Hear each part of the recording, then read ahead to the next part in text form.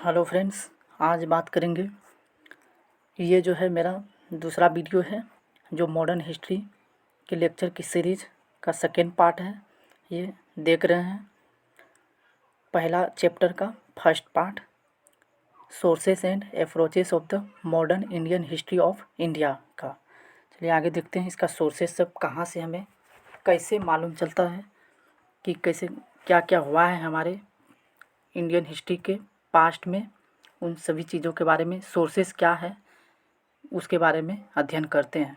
तो उसी कड़ी को आगे बढ़ाते हुए चलिए देखते हैं archives of the state governments. जो स्टेट मतलब राज्य सरकार जो है उनके पास भी कुछ आर्काइव्स हैं, उनसे भी हमें पता चलता है हमारे ब्रिटिश कॉलोनियल पीरियड के बारे में।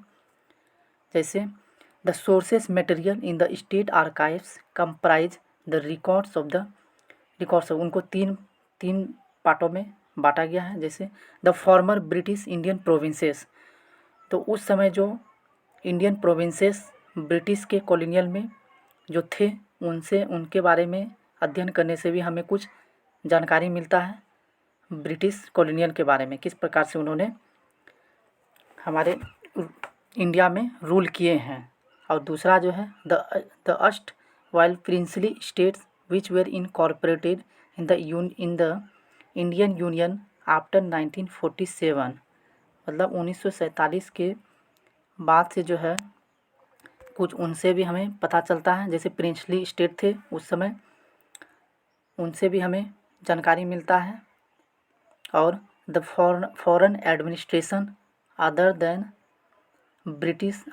देन दोज ऑफ ब्रिटिश, और फॉरेन एडमिनिस्ट्रेशन के बारे में उनसे भी हमें पता चलता है किस प्रकार से उन्होंने एडमिनिस्ट्रेशन चलाया था during the British colonial period of. And apart from these, इसके अतिरिक्त जो है the records of those Indian powers which where taken over by British for instance, और इंस्टेंस के लिए जो है किस प्रकार से ब्रिटिश पावर ने अपनी शक्ति को जो है अपने हाथों में ले लिया था इंडियन पावर्स को, उनसे भी हमें कुछ पता चलता है। जैसे the archives of the kingdom of Lahore, जिसको पॉपुलरली नोन एज खालसा दरबार के नाम से जिसको जाना जाता है, 1800 से लेकर 1849 ईस्वी तक। और are some important sources material another important collection, कुछ और भी महत्वपूर्ण कलेक्शन है।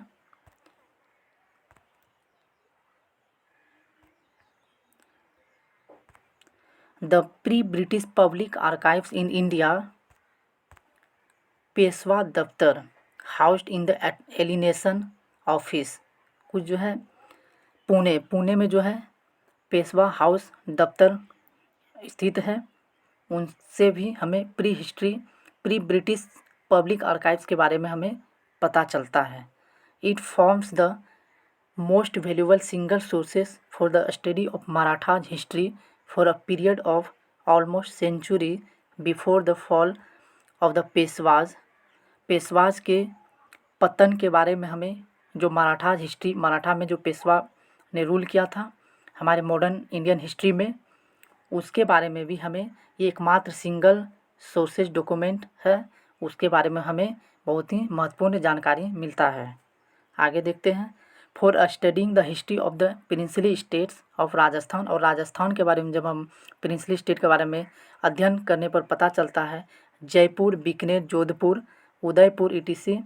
The archives of these states now housed in the Rajasthan state archives at Bikaner, Rajasthan archives at Bikaner में जो है स्थित है। इसके बारे में हमें पता चलता है प्रिंसली स्टेट ऑफ राजस्थान के बारे में। ठीक उसी प्रकार the history of Dogra rule from 1846 in Jammu and Kashmir can be studied in the valuable collection of state papers housed at Jammu, वहाँ पर स्टेट का जो पेपर्स हाउस्ड है जम्मू में, उसके बारे में भी वैल्यूएबल कलेक्शन वहाँ पर किया गया है। जम्मू एंड कश्मीर के हिस्ट्री के बारे में जो डोगरा रूल लागू किया गया था उसके बारे में भी हमें पता चलता है। The other significant archives of the princely states are those Gwalior, Indore, Bhopal, Rewa, all in Madhya Pradesh. और इन सभी के जैसे ग्वालियर है, इंदौर, भोपाल और रेवा, ये सब जो प्रिंसली स्टेट्स के बारे में हमें मध्य प्रदेश, ट्रावनकोर एंड कोचीन इन केरला, इन सब के बारे में हमें जानकारी मिलती है अलग अलग स्टेट्स में। जैसे कोचीन है जो केरला में अवस्थित है, एंड मध्य प्रदेश, ट्रावनकोर, ठीक उसी प्रकार मैसूर इन कर्नाटका एंड कोल्हापुर इन महाराष्ट्र में अवस्थित है। चलिए अब आगे देखते हैं। Archives of 3 presidency. तो ड्यूरिंग द ब्रिटिश, जब ब्रिटिश जो है 16वीं शताब्दी 1600 ईस्वी में जब इंडिया में आए हुए थे, तो उसके बाद से जो है उन्होंने 3 प्रेसिडेंसी स्थापित किए हुए थे। पहला प्रेसिडेंसी था जैसे बंगाल प्रेसिडेंसी, और बॉम्बे प्रेसिडेंसी था, और मद्रास प्रेसिडेंसी था। तो इन सब चीज़ों जैसे the early records of the fort Williams Bengal presidency, उस समय उससे बंगाल के थे, वे lost during the sack of Calcutta in 1756 ईस्वी में उन्होंने क्या किया था, बंगाल प्रेसिडेंसी फोर्ट विलियम थे। But the archives of the Bengal presidency after the British victory at Palasi have survived more or less in a complete series. तो पलासी की लड़ाई में ब्रिटिश की जब विक्ट्री होती है, पलासी की लड़ाई 1757 ईस्वी में हुई थी, तो उस समय जो है ब्रिटिश की जब बंगाल प्रेसिडेंसी उस समय के बारे में वहाँ से हमें अध्ययन करने पर पता चलता है। And which are partially available in national archives of India and partially in the state archives of West Bengal. और कुछ नेशनल आर्काइव्स ऑफ इंडिया जो न्यू दिल्ली में स्थित है, वहाँ से हमें थोड़ा जानकारी प्राप्त होता है, और कुछ जो है in the states archives of West Bengal में वेस्ट बंगाल के आर्काइव्स स्थित है, वहाँ से हमें कुछ जानकारी मिलती है। The records of the Madras presidency began from AD 1670 and include records of the governor council fort saint George. In these records there is plenty of information bearing on the rise of the English East India Company as a political power in the south and in the Deccan। किस प्रकार से political power south and Deccan में British ने कायम किया, स्थापित किया, उनसे भी हमें उन सब चीज़ों के बारे में हमें पता चलता है, including the Anglo French struggle and the English conflicts with the other Indian powers. The archives of Bombay Presidency, housed in the Maharashtra Secretariat Record Office, Mumbai, are extremely useful in studying the history of Western India। Western India के बारे में study करने में बहुत ही महत्वपूर्ण भूमिका निभाती है। कौन से? बॉम्बे प्रेसिडेंसी जो महाराष्ट्र में उसका हाउस्ड है, and Maharashtra, Gujarat, Sindh and the Kannada speaking district of the erstwhile Bombay Presidency which were incorporated Mysore in the 1956।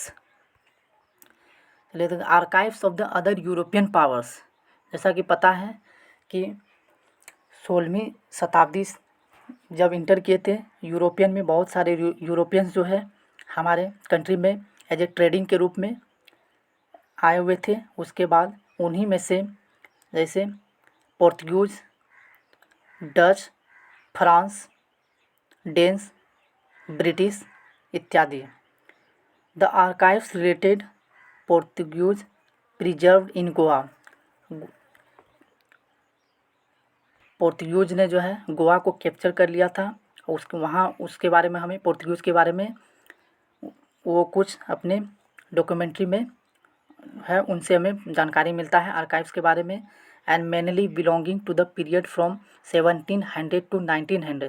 17वीं शताब्दी से लेके 19वीं शताब्दी के बारे में हमें वहाँ से भी पता चलता है, पोर्तुगीज जो उन्होंने प्रिजर्व करके रखा है गोवा में।